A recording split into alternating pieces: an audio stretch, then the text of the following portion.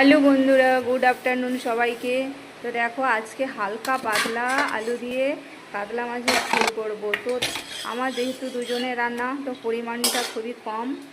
তো তোমরা চাইলে পরিমাণ বেশি করতে পারো। তো এই যে আমি পেঁয়াজ লঙ্কা ভালো করে ভেজে নিলাম এবং লাল করে ভেজে তারপরে টমেটো দিয়ে দেবো। সুন্দর করে টমেটোটাও ভাজা ভাজা হয়ে গেলে তো তার লবণ দিয়ে দিয়েছি, হালকা হলুদ লবণ দিয়ে দিয়েছি।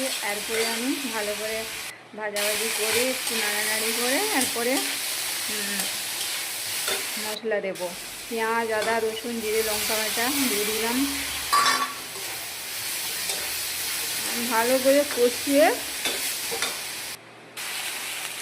যা তোমার হচ্ছে যদি কোনো গুঁড়ো মশলা থাকে দিয়ে দেবে। আমার কাছে ছিল শাহি গরম মশলা, দিয়ে দিলাম আর হালকা লঙ্কার গুঁড়ো দিলাম। তো দিয়ে ভালো করে কষিয়ে জল দিয়ে ভালো করে জল দিয়ে কষিয়ে এবারে আলুগুলো আমি দিয়ে দেবো।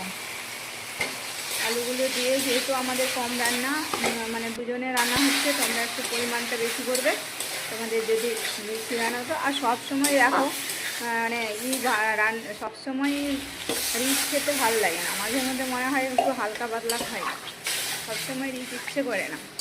তো তার জন্যই আমার পাতলা করা, হালকা পাতলা করছি। তো এরপরে ফুটে উঠলে আমি মাছগুলো দিয়ে দেবো।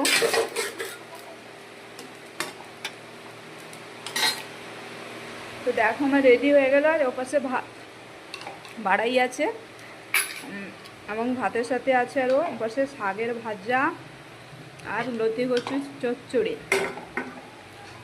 তো আজকে এটাই আমাদের দুপুরের মেনু। তো টাটা, বাই বাই, সবাই ভালো থেকো। আমাদের দুপুরের মেনুটা তোমাদেরকে দেখানো, মাছটা উঠছেই না, মানে বিরক্ত হয়ে যাচ্ছি। তো এই যে দেখো আমাদের এপাশে লতি কচু, পাশে শাক। তো টাটা, বাই, সবাই ভালো থেকো।